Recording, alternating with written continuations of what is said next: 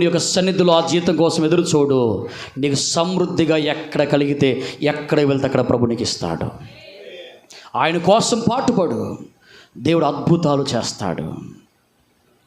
2 భార్య భర్తలు ఉన్నారండి. యేసు ప్రభు అంటే వారికి తెలియదు. యేసుని వారు సొంత రక్షకుడిగా అంగీకరించి ఆయనను వెంబడిస్తున్న సమయంలో కుటుంబంలో నుంచి బహిష్కరించబడ్డారు. కారణం ఏంటంటే అన్య కుటుంబంలో పుట్టిన ఈ 2 భార్య భర్తలు వారి తల్లిదండ్రులు వీరి తల్లిదండ్రులు ఎలాంటి వారంటే పూజలు పునస్కరములు లోకములో ఉన్న ప్రతి దేవులను దేవతలను బహుగా ఆరాధించి వారు ఎంతో కొనియాడిన వారు. అలాంటి సమయంలో ఆ 2 భార్య భర్తలు యేసు ప్రభును తెలుసుకుంటే నీవు ఈ కులములో నుండి ఈ గోత్రములో నుండి నువ్వు వెలివేయబడాలి, మీరు ఉండకూడదని వారిద్దరిని కూడా నగ్నంగా బహిష్కరించి వేశారు. ఊరిలో నుండి కుటుంబంలో నుండి ఆ బలగములో నుండి వారిని బహిష్కరిస్తే ఆ ఊరు వెలుపల దిగంబరులుగా వారు బిక్కుబిక్కుమని ప్రభుని ఆరాధించి, ప్రభువా ఈ స్థితిలో మేము ఉన్నామంటే నీ కృపయే. ఏ స్థితిలో ఉన్నామంటే దిగంబరులుగా ఉన్నారు. దిగంబరులుగా ఉన్నప్పుడు అంటున్న మాట, ఈ స్థితిలో ఉన్నామంటే నీ కృపయే అన్నారు. నీవు మమ్మల్ని పిలిచావు, రక్షించుకున్నావు, నీ కొరకు మేము బ్రతకాలని, అది చావైనా బ్రతకైనా నీ కోసమని తీర్మానం చేసుకున్నాం కదా, ఈ బ్రతుకు మాకు చాలా అన్నారు. అందరూ చూసి అంటున్నారు, ఒరే తక్కువ జాతి దేవుణ్ణి నమ్ముకున్నావు, వెలివేయబడ్డారు, సిగ్గు లేదా మీకు అని వారిని అవమానించి దూషించి తోలనాడి వారిని రాళ్లతో కొట్టడం మొదలుపెట్టారు. తినటానికి తిండి లేదు, వంట నివాసం లేదు, కట్టుకోవడానికి వస్త్రాలు లేవు, ఎండకి ఎండిపోతూ వానకి తడిసిపోతూ చలికి వణికిపోతూ జీవితం అంతా కూడా అయోమైన స్థితిలో ఉంటే వారిని ప్రేమించిన దేవుని యొక్క బిడ్డ దేవుని ప్రేమను చూపించి చెరో వస్త్రాన్ని వారికి ఇచ్చి, అయ్యా మీరు దేవుని యొక్క రక్షణ పొందుకున్నారు కదా, నేను కూడా రహస్య క్రైస్తవుడనే, నేను మీతో కలిసి దేవుని పని చేస్తానన్నాడు. ఆ ముగ్గురు దేవుని యొక్క సేవలు సాగిపోతూ ఉన్న సమయంలో ఆ 2 భార్య భర్తలు 10 సంవత్సరాలు ఒకే ఒక వస్త్రం మీద సేవ చేస్తూ వెళ్తున్నారు. సేవ అంటే ఏంటి? స్వార్థను ప్రకటించటమే.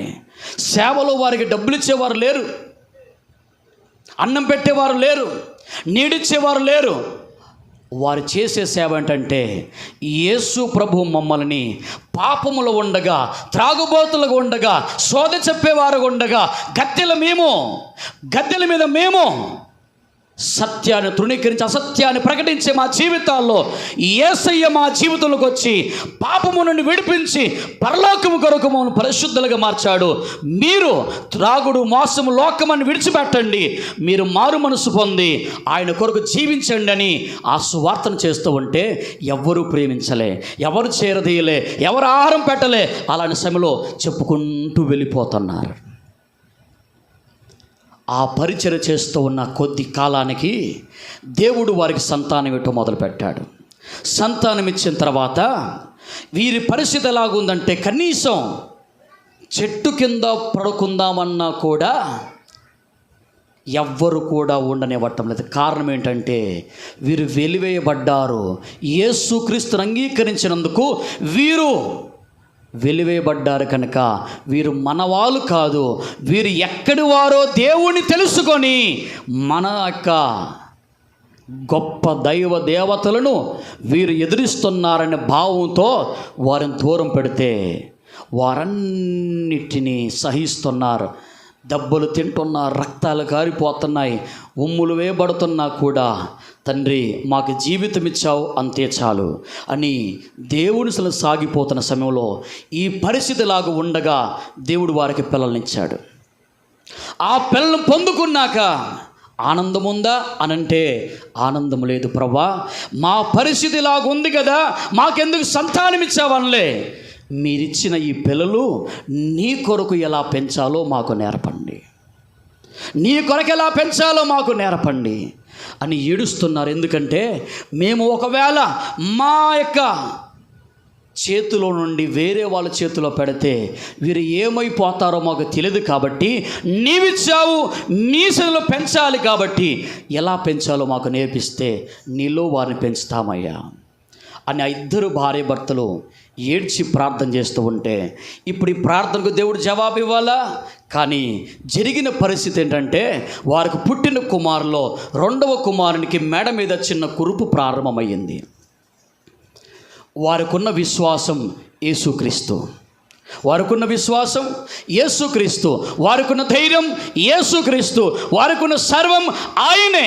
ఆయన తప్ప ఇంకెవ్వరూ లేరు. అందరికీ దూరం అయిపోయారు. ఆ సమయాల్లో వారి విశ్వాసాన్ని కాపాడుకుంటూ, వారి పరిచర్య దేవుని కొరకు చేస్తూ, ఏమి ఉన్నా లేకున్నా సాగిపోతూ వారు ఎలా పిల్లలను కాపాడుకుంటున్నారో, ఆ కాపాడుకుంటున్నప్పుడు జరిగిన సంగతి ఏంటంటే, ఆ పిల్లవాడికి ఆ కురుపు తగ్గిపోతుందేమని ఆ ఇద్దరు భార్యాభర్తలు ప్రార్థన చేస్తే ఆ కురుపు కాస్త గడ్డైపోయింది. ఇప్పుడు ఆ ప్రార్థనకి ఆ గడ్డ పెరుగుతూ ఉంది. కొన్ని దినాలకు ఆ గడ్డ క్యాన్సర్ అయిపోయింది. పస్తులుండి ప్రార్థన చేస్తున్న, ప్రవ్వా ఈ బిడ్డను స్వస్థపరచువాడవు నీవు మాకు వాగ్దానం చేశావు కదా, 89వ కీర్తన 33వ వచనం నుండి మీరు చేసిన వాగ్దానం, నా నిబంధన నేను రద్దుపరచను, నా పెదవుల బయలువెళ్ళిన మాట నేను మార్చనని మీరు చేసిన నిబంధన ఉంది కదా. మనుషులు ఒకవేళ వాగ్దానాలు ప్రమాణాలు మార్చవచ్చేమో, కానీ దేవుడు మార్చేవాడు కాదు. నీవు ప్రమాణం చేశావు సాక్షాత్తుగా, ఈ ప్రమాణం స్థిరపరచు ప్రభా అని ఏడుస్తూ ప్రార్థన చేస్తూ ఉన్నారు. అయితే వారి తల్లిదండ్రులు అత్తమామలు అంటున్నారంట, రే మనకి ఇన్ని భూములు ఉన్నాయి, ఇన్ని వేలు ఉన్నాయి, లక్షలు ఉన్నాయి, నువ్వు మా దగ్గరకు వస్తే నీకిచ్చి మీ బిడ్డను కాపాడుకోవచ్చు కదరా అని అంటూ ఉంటే, బ్రతుకుట క్రీస్తే చావైతే లాభం. ఆయన చంపినా బ్రతికించినా మేము సాగిపోతాం. యేసయ్య రక్షణ మేము ఇతరులకు చాటు చెప్పుకుంటూ ఆ యొక్క క్రీస్తు కొరకు పాటు పడుతూ ఉంటామంటే మీకు ఎంతైనా బుద్ధి రాదు, సిగ్గు లేదని ఇక లోకములు అనాల్సిన మాటలు అన్నీ అంటూ ఉంటే గుండెలు పెండుతూ ఉన్నాయి. గుండెలన్నీ పెండబడుతున్న సమయాల్లో ఇప్పుడు ఆ క్యాన్సర్తో బిడ్డ మరణించేశాడు. ఇప్పుడు చెప్పండి, ఎంత కన్నీటితో, ఎంత వేదనతో, పస్తులతో ప్రార్థన చేస్తూ ఉంటే ఆ తల్లిదండ్రులకు వేదన కలిగింది. అందరూ చూస్తూ ఉన్నారు. రే ఎన్నిసార్లు చెప్పినా, ఎంత చెప్పినా నీకు బుద్ధి రాదు అని అంటూ ఉంటే, ప్రభా నువ్వు ఇచ్చావు, నువ్వు తీసుకున్నావని ఆ ఇద్దరు భార్య భర్తలు దేహం ముందు వేసుకొని మోకాల మీద ఉండి కన్నీరు విడుచుచు దేహమంతా యేసు రక్తం అనబడుతూ నన్ను వేసి ప్రార్థన చేసి, ప్రభా నువ్విచ్చావు, నువ్వు తీసుకోమని ప్రార్థన చేసి ఆ దేహాన్ని మట్టికి మన్నుగా మార్చడానికి అన్నీ సిద్ధమవుతున్నాయి. ఈలోగా ఇప్పుడు చెప్పండి, ఏ తల్లైనా ఏ తండ్రి అయినా కళ్ళ ముందు దేహాన్ని పెట్టుకొని ప్రార్థన చేయగలడా? దేవుడే ఆయన సత్యవంతుని చెప్పగలడా? ఆయనే నా జీవితం అని, ఆయనే నా గురిని చెప్పగలరా? ఒకవైపు నుండి వెనక నుండి తంతు ఉన్నారు, తిడుతూ ఉన్నారు, తోలనాడుతున్నారు, దుర్భాషలు మాట్లాడుతూ ఉంటే, యేసు నువ్వు తప్ప మాకెవరు లేరయ్యా, అనాది కాలములోనే నన్ను ఎరిగిన దేవుడవు, అనాది కాలములోనే నన్ను నీవు గుర్తెరిగిన దేవుడవు, నా గురి నా గమ్యం సమస్తము నీవే, నీవు తప్ప మాకెవరూ లేరు అని ఏడ్చి కన్నీటితో దేహాన్ని మట్టికి మన్నుగా మార్చేలోగా యెహోవా తీసుకొని ప్రార్థన చేసి ఆమేనన్నారు. ఆ ప్రార్థన ముగించబడేలోగా అరటి తోలు ఎలాగ వెళ్తే మనం ఒలిచి వేస్తామో చర్మం వలచబడి ఆ గడ్డ నేల మీద పడి కరిగిపోతుంది. కొద్ది క్షణాలకు దేవుడు ఆత్మను దేహంలోకి పంపించాడు.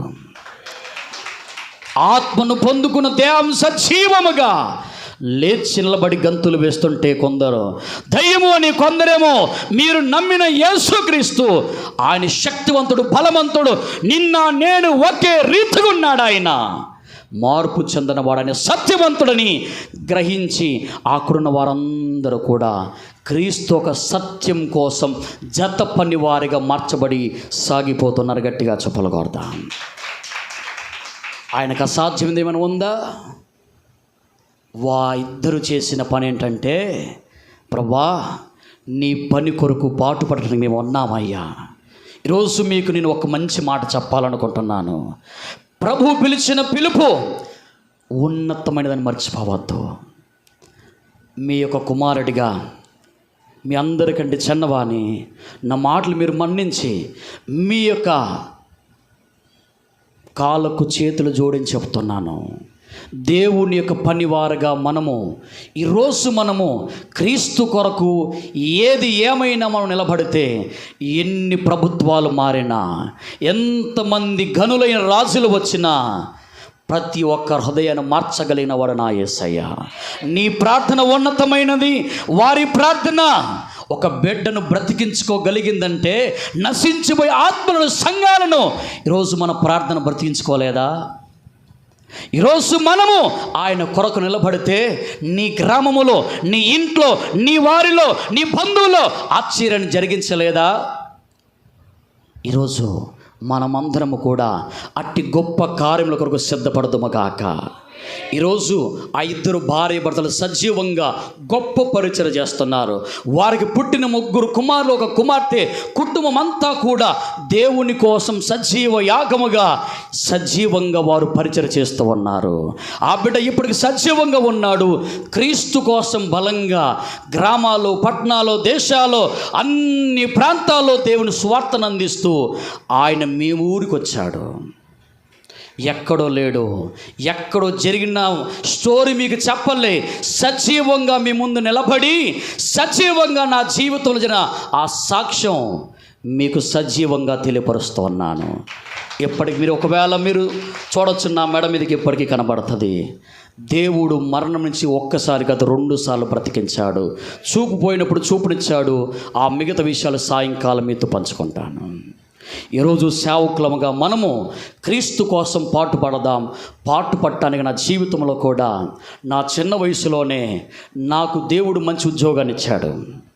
హైదరాబాదులో మిలిటరీలో, ఆర్టిలరీ సెంటర్లో 5 సంవత్సరాలు మిలిటరీలో పనిచేసా. స్పోర్ట్స్ కోటాలో దేశానికి ఆపరేషన్ గేమ్స్లో 2 పథకాలు సంపాదించాం. 400 మీటర్లు, 800 మీటర్లో. ఇవన్నిటిని దేవుడు నా చిన్న వయసులోనే నాకు ఇస్తే, అప్పటికి నాకు 60-70 వేలు శాలరీ. దేవుడు పిలిచినప్పుడు 2008 సంవత్సరంలో నేను సంపూర్ణ సేవకు సమర్పించుకున్నప్పుడు అందరూ అన్నారు, మంచి గవర్నమెంట్ ఉద్యోగాన్ని విడిచిపెట్టావని. నాతో పాటు మా అన్న కూడా నాలాగే ఉంటాడు, నా అంతే ఉంటాడు.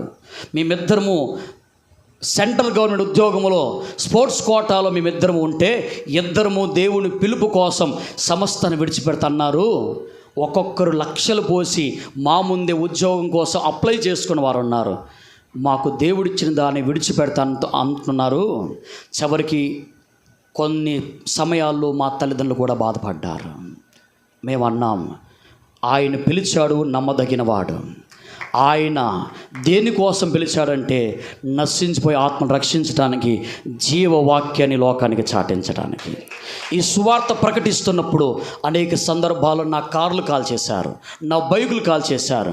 నన్ను విపరీతం కొట్టి కాలు చేతులు విరగొట్టినా ఇంకా సజీవంగా గంటలు నిలబడిన ప్రసంగం చేయగలను. మీకు కేవలం ఒక 40 నిమిషాలు, గంట అవుతుంది అనుకుంటాను. నేను 3 గంటలు ప్రసంగం చేస్తాను మా మందిరంలో. ఒక్కరు కూడా కదలరు. ఎందుకు మాట చెప్తున్నానంటే, వాక్యం అంత విలువైంది. ఈరోజు ఒక్కొక్కరిగా అతి బలమైన సాధనములుగా మిమ్మల్ని దేవుడు చేశాడు. మీరు మామూలుగా ఈ లోకంలో సేవకులు కాలేదు. ఎవరో పిలిస్తే ఏదో ఇస్తే చేయడానికి ఇక్కడ రాలే. మీరు దేవుడు ఒక్కొక్కరిని పిలిచాడు. ఒక్కొక్క గ్రామములో మీ ద్వారా మంట మండునుగా.